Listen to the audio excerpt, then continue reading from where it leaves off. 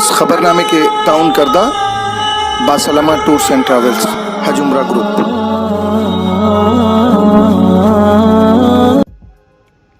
AIMIM Asaduddin Owaisi ने मंगलवार के लोकसभा में कहा कि प्रधानमंत्री नरेंद्र मोदी खुद को मुस्लिम महिलाओं का भाई कहते हैं और फिर उनसे क्यों डरते हैं। असदुद्दीन ओवैसी की टिप्पणी प्रधानमंत्री के एक दिन बाद दिल्ली में एक चुनावी रैली के दौरान आई, जिसमें कहा गया था कि शाहीन बाग और अन्य क्षेत्र में विरोधी सीएए का विरोध एक सहयोग नहीं बल्कि देश में सौहार्द बिगाड़ने के लिए एक राजनीतिक डिज़ाइन था।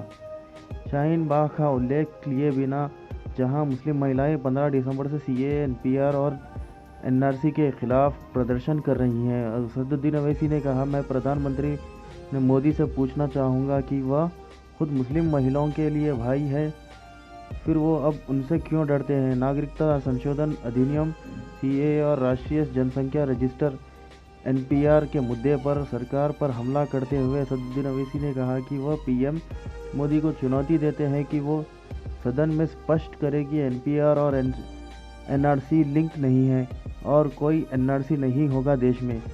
सीएए के मुद्दे पर शत्रुघ्न भाजपा पर हमला करते हुए असदुद्दीन ओवैसी ने कहा कि संसद के इतिहास में पहली बार एक विधेयक पारित किया गया है जो धर्म पर आधारित है। आज भाजपा और सरकार ने देश में ऐसा माहौल बनाया कि हम अपने अस्तित्व की लड़ाई लड़ रहे हैं और अगर हम इसमें असफल होते हैं तो हम खत्म हो जाएंगे। असदुद्दीन ओवैसी ने कहा कि देश में मौजूद माहौल 1933 में जर्मनी में शत्रुघ्न भाजपा भारत को हिटलर के जर्मनी के समान बनाने की कोशिश कर रही है।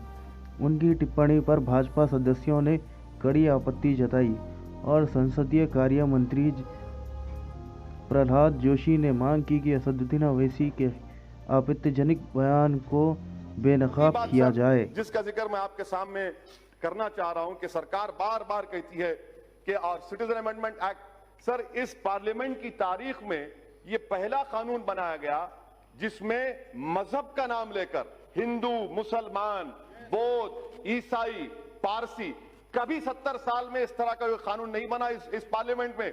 वो भी बदनुमा दाग का एजाज आपको हासिल है कि आपने मजहब के नाम पर कानून बनाया। सर एनपीआर एनआरसी के बारे में आज एक सवाल के जवाब में हुकूमत ने कहा कि till now there is no decision NRC has been taken. Sir ये टिल नाउ का मतलब क्या है? सर ये टिल नाउ का मतलब क्या है? आज और कल होगा ना, कल होगा, परसों होगा नहीं, उसमें लिखा है अभी तक। अभी तक, कभी तक कभी नहीं लिखा हुआ है ना सर, अभी तक, टिल नाउ। सर अब आप देखिए सर, मैं आपके जरिए से गवर्नमेंट को कह रहा हूं, जी यस सर, मैं थम्स अप हूं, आप शेक्सपियर पढ़े हैं मुझे मालूम, और मैं आपको कह रहा हूं कि अभी सर मैं अभी हलवा और पूहा खा के आऊं इसलिए अच्छा बोल रहा हूं। हाँ तो सर ये एनपीआर और एनआरसी का मैं जिम्मेदारी के साथ अर्ज कर रहा हूं। प्रधानमंत्री जब जवाब देंगे, बल्कि मैं प्रधानमंत्री को जरा हिम्मत करके कह रहा हूं, आपको चैलेंज कर रहा हूं प्रधानमंत्री को, आप ये बता दीजिए कि एनपीआर एनआरसी क्या एक सिक्के के दो रुख नहीं है?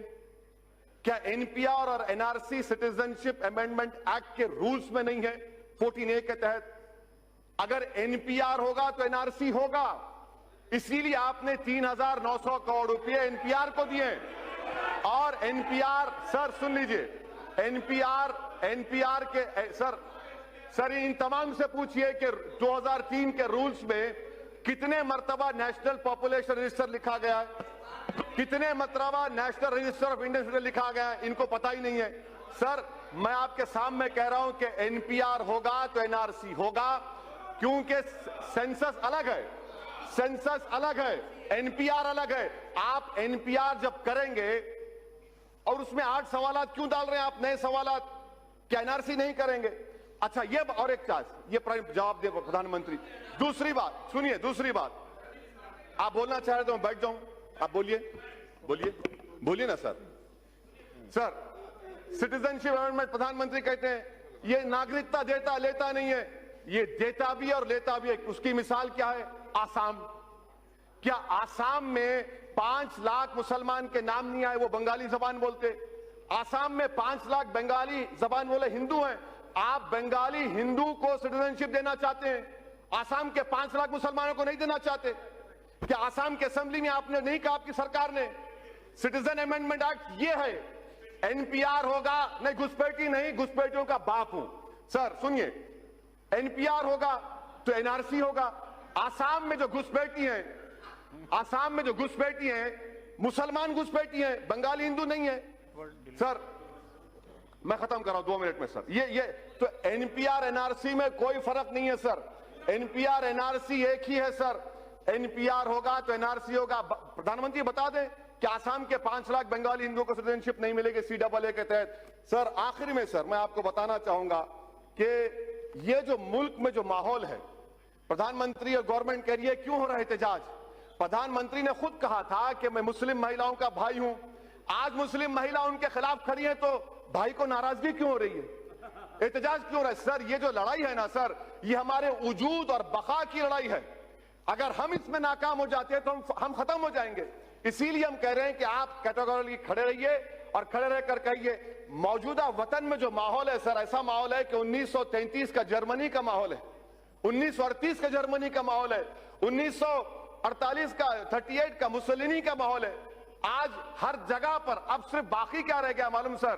बाकी हिटलर ने भी इन्हें सेंसस किया था, उसके बाद यहूदियों को गैस का चैम्बर में डाल दिया।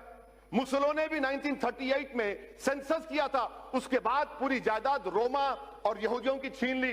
अब वही हाल यहां पर होने वाला है मुसलमानों के साथ, वही हाल होने वाला है सर, वही हाल करने वाले हैं। इनका मकसद ही वही है, इनका मकसद मैं खत्म कर रहा हूं सर, मैं खत्म कर रहा हूं सर। और दिल्ली में क्या हो रहा है? इतने पावरफुल होम मिनिस्टर है, 3-3 गोलियां चलती हैं। ये लॉ एंड ऑर्डर है आपका। कैपिटल ऑफ द कंट्री में सर, कैपिटल सर खत्म करो 1 minute last. Capital of the country में 3-3 गोलियां चलती हैं। गोली मारो देश के गद्दारों को, मारो मुझे। कहां मारते? मारो, बताओ, मारो मुझे। हिम्मत है तुमको? मारो मुझे, मैं मरने तैयार हूं। सर ये बुज़दिल हैं, ये संविधान को खत्म करना चाहते हैं, भारत को हिटलर और मुसोलिनी का मुल्क बनाना चाहते हैं। इसलिए मैं इसकी मुखालिफत करता हूं सर। Thank you sir.